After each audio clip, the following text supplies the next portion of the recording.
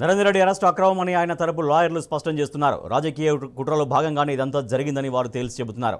ఘటనా స్థలంలో లేని నరేందర్ రెడ్డిని A1గా చేర్చడం అన్యాయమని, ఆయన ఖచ్చితంగా నిర్దోషిగా బయటపడతారని ఆశాభావం వ్యక్తం చేస్తున్నారు. న్యాయస్థానం అడిగిన ప్రశ్నలకు పోలీసుల నుంచి సరైన సమాధానమే లేదని నరేందర్ రెడ్డి తరపు న్యాయవాదులు తెలిపారు. నరేందర్ రెడ్డి గారిని అక్రమంగా అరెస్ట్ చేయడం జరిగింది. కనీసం ఆయనకు ఇంటిమేషన్ లేదు, లేకపోతే ఆయన అక్కడ ప్రజెంట్ లేడు, ఆయనకు సంబంధం లేని విషయంలో కేవలము మన అందరికి కూడా అర్థమయ్యే విధంగా ఒకటే విషయం, అందరికి కూడా అర్థమవుతుంది, అందరు ఎదురు చూస్తున్నటువంటి విషయమే. ఇక్కడ ఎమ్మెల్యే గారు సీఎం గారికి పోటీ కాబట్టి సీఎం గారి అధికార మదందంతో ఈరోజు అరెస్ట్ చేయించడం జరిగింది తప్ప ఆయన అక్కడ జరిగిన సంఘటన రోజులో ఆయన లేడు. ఇంకా న్యాయవాదులు కూడా మేమందరం కూడా అక్కడ జడ్జి గారికి న్యాయస్థానానికి తెలియజేయడం జరిగింది. ఈయనను A1గా పెట్టిండ్రు, అక్కడ చూయించిండ్రు.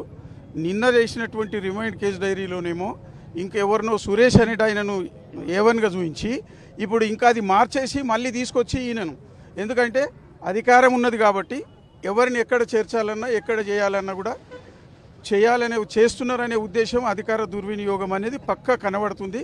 ఇదైతే చాలా హేయమైన చర్య. Failure on the part of the intelligence department. ప్రజలు ఎంత ఆగ్రహంతో ఒకరోజు చేసింది కాదు కదా, గత 4 నెలలుగా వాళ్ళు నిరంతరంగా ధర్నా చేస్తున్నారు. It is appearing in all news. It's known to our. వాళ్ళు చాలా వ్యతిరేకత ఉన్నారు, అక్విజిషన్కి వ్యతిరేకంగా ఉన్నారు. ఆ ప్రాంతంలో ఫార్మా పరిశ్రమ పెట్టడానికి ఇంకా వ్యతిరేకంగా ఉన్నారు. అంత వ్యతిరేకత ఉన్న ప్రాంతానికి, అంత గ్రీవెన్స్ బాగా బలంగా ఉన్న ప్రాంతానికి, అంత వాళ్ళు SC STలు సామాన్య రైతులు, భూమిని నమ్ముకొని భూమే ఆధారంగా బతుకుతున్న రైతులు వాళ్ళంతా, వాళ్ళ దగ్గరికి వెళ్ళిపోయి దౌర్జన్యంగా మేము భూములు గుంజుకుంటాం, ఇక్కడ పరిశ్రమ స్థాపన చేస్తాం, పరిశ్రమ స్థాపన ద్వారా భూములు గుంజుకోవడం ద్వారా వాళ్ళు నిరాశ్రయాలకు గురవుతారు. వాళ్ళు ఎంత కావాలనుకున్నా కానీ కట్టుకథను కూడా సరిగా అల్లలేకపోయినరు. ఆ విషయం కోర్టు వారి దృష్టికి, జరిగిన సంఘటనకు బాధ్యులు ఎవరనే విషయం కోర్టు వారికి స్పష్టంగా తెలిసడం జరిగింది. నరేందర్ రెడ్డి గారిని తప్పుడు కేసులో ఇరికించడం జరిగిందని కూడా కోర్టు వారికి చాలా స్పష్టంగా కోర్టు వారి దృష్టి, కోర్టు వారు కూడా చాలా సావధానంగా మేము చెప్పిన అంశాలు విన్నారు.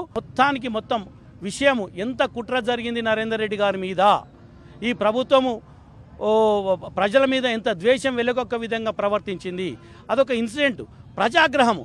దానికి ఇన్ని సెక్షన్లు పెట్టి ప్రజల్ని ఇబ్బంది పెట్టాల్సిన అవసరం లేదు. రైతులకు పార్టీలు ఏముంటాయి, కులం ఏముంటుంది, మతం ఏముంటుంది, ఆ రైతాంగం అంతా ఎదురు తిరిగితే ఈరోజు ఏదైతే టీఆర్ఎస్ పార్టీకి చెందిన నాయకులను, టీఆర్ఎస్ పార్టీకి చెందిన కార్యకర్తలను, టీఆర్ఎస్ పార్టీ సింపథైజర్స్ మాత్రమే కేసులలో పెట్టి అనేకమైన అవినీతి పరంగా అంటే అక్రమంగా కేసులు బనాయించి చేస్తూ ఉన్నారు. కాబట్టి దీన్ని తిరుగుబాటు రాకముందే మేల్కోవాల్సిన అవసరం ఉన్నది ప్రభుత్వం అని చెప్పి నేను డిమాండ్ చేస్తా ఉన్నా.